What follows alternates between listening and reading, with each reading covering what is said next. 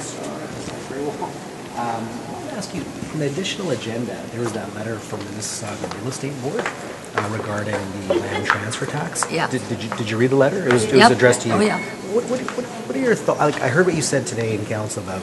Well, yeah. All we were asking for in our dealing with the budget, we felt very definitely that we cannot sustain our budgets at all municipal on the present property tax. So there is a movement, no doubt about it, to get more authority, which was given to Toronto by the other municipalities. The large urban mayors is dealing with it. We're even considering at a meeting in November, we'll be considering hiring consultants to prepare a document for us that we can give to the provincial government indicating what is necessary, what taxes we feel that we should be allowed. For instance, and Councillor Saito can comment on that. When you go abroad and you get your hotel bill, there's all kinds of taxes on it. We're not allowed to raise those taxes here. So we're looking at a wide range of additional, and the transfer tax is only one. And all the councils, the resolution, the council asked the staff to prepare a motion regarding the transfer tax. But it also means giving us what the council really wanted is more authority to be able to add taxes, because we can't operate on the property tax anymore. So the transfer tax is one because it's in operation in Toronto and has raised a considerable amount of money. But it's only one of many. And when Metrolinx comes down with their report, they will not only come down with recommending what taxes could be considered, but also the business plan that supports it. You know, there's no use putting in a tax that will only contribute a short amount of money to the infrastructure needs. So it's going to be a wide range, and the province will decide, I guess, what taxes will be raised, whether they raise it or allow us to raise it. But the whole issue right now in the large urban mayors' mind, the minds of the large urban mayors, is we can no longer continue to provide the services, both operating and capital, based on the property tax. The transfer tax is only one that will be considered. What will it produce? In the city of Toronto, I think it produced 80. No, it's about 300. I think it was in the in Mississauga, your staff has estimated that it could raise somewhere in the $74 million annual range. But it's only one tax. Right. And whether is that the one, or do you have more than one tax? You could have, I think the fairest one to cover everybody would be a sales tax, because the sales tax everybody pays. So, but we don't know at this point. But all the council was trying to indicate clearly to the citizens that we can't provide the services in the future, both capital and operating, based on the property tax. Something's got to happen. In that Mississauga Real Estate Board letter, the poll that showed that a land transfer tax right now is very advantageous to Mississauga not having it, because so many Toronto residents choose to buy in Mississauga. Yeah, I really don't know if that's their analysis of it. Okay. The point is, the time has come that the citizens have to realize if they want the municipalities, and Mississauga or any municipality, to supply the services that they feel they need, then the property tax can't do it. Okay. And I think that's the conclusion. Thanks, Madam Mayor. Yeah. Thank you. Councillor Saito. Yes, sir. What'd I do now? No. It's the same issue. Yeah. Did you read the letter from Mississauga Real Estate Board? I did. An additional agenda? I did. It was yeah. addressed to Madam Mayor. Yeah. The Ipsos read poll. First I've ever heard of that. Well, I was quite shocked by it. We raised it at. I didn't realize that it was made public yet. No, that was the C.D. Howe report. Oh, that's right. That was the C.D. Howe report.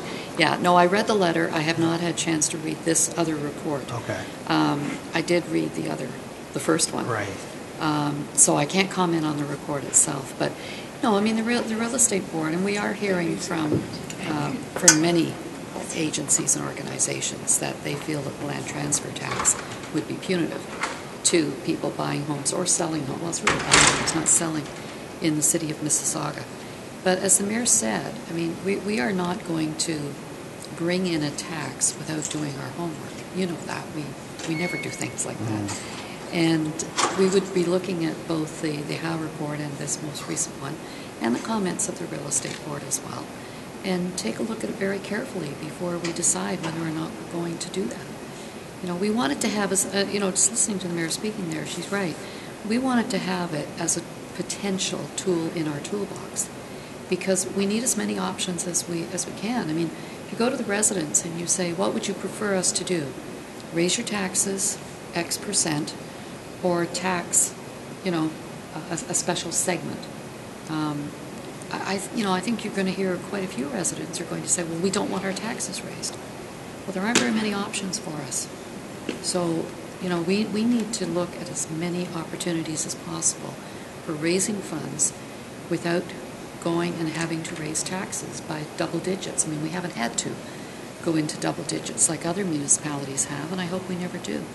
The real estate board letter, which referred to the Ipsos Reid poll that MREB had commissioned, quite shocked by the figures. 77% of 905 residents saying that the land transfer tax in Toronto keeps them looking in the 905 when they're thinking about a house, and 74% of Toronto residents, the land transfer tax in Toronto makes them go out to the 905 to look for.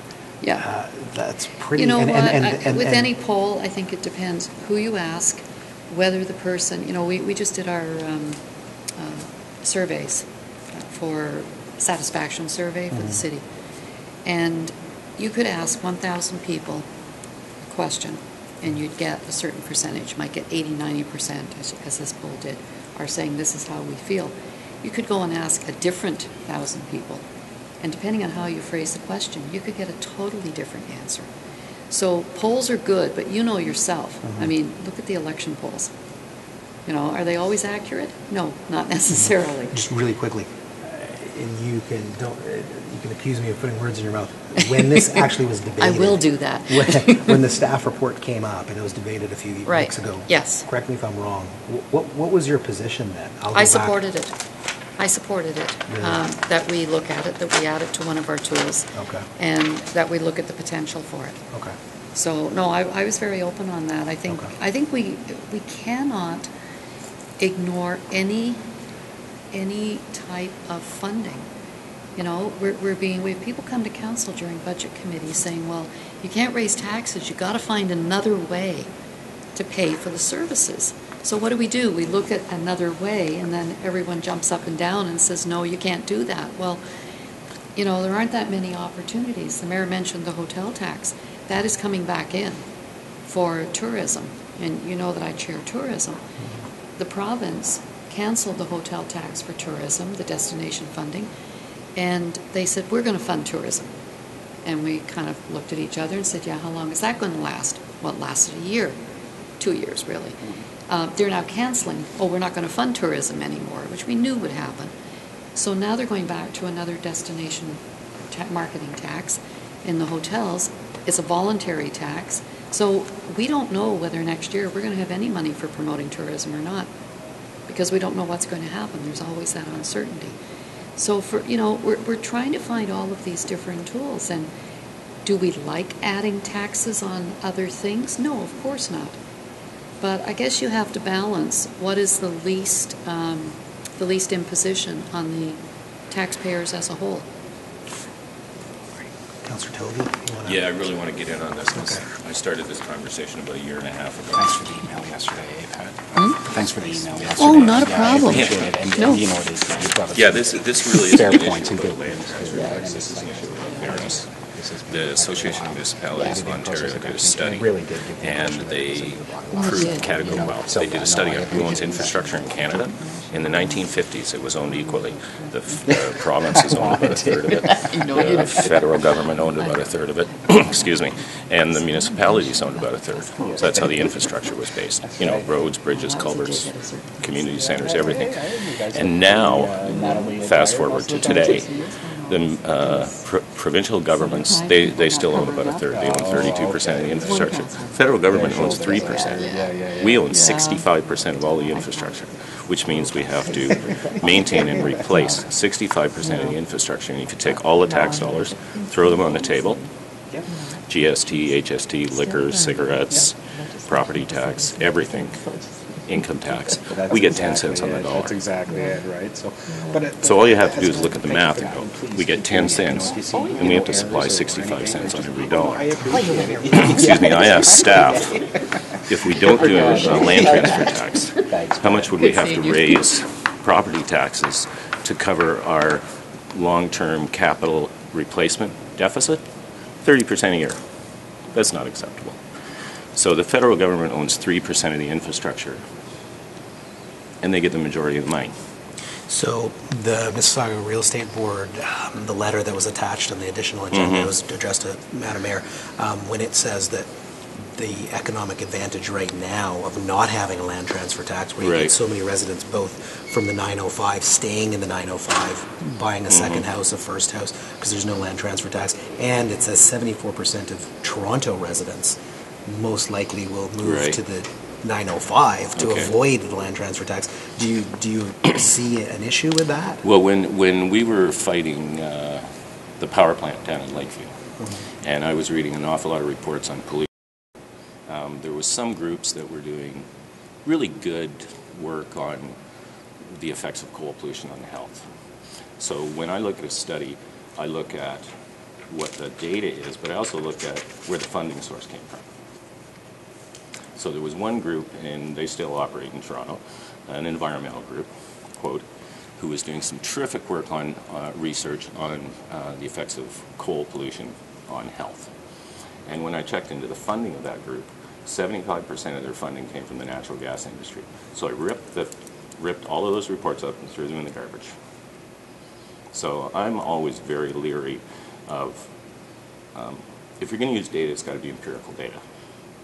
And if you look around Toronto and you look at the number of cranes that are in Toronto, and you look at how much property values have gone up in Toronto, house prices, particularly in Toronto, they've still gone up considerably. And Rob Ford said he was going to cancel the land transfer tax. He hasn't done it. So it's really, to me, it's a matter of fairness. So we need to do two things. We need to inform the public more on the fact that we only get 10 cents of the dollar, and we have 65 cents on the dollar to maintain and replace. It's a huge amount. That's a huge burden. And the way the federal and the provincial government have got us positioned is that the only thing we can tax is the thing that's dearest to people's heart, their house, their home. It's not fair. That's it. Now, obviously, you don't have the power right now to bring in a land transfer tax. You'd have to go to the province to ask to have that authority expanded.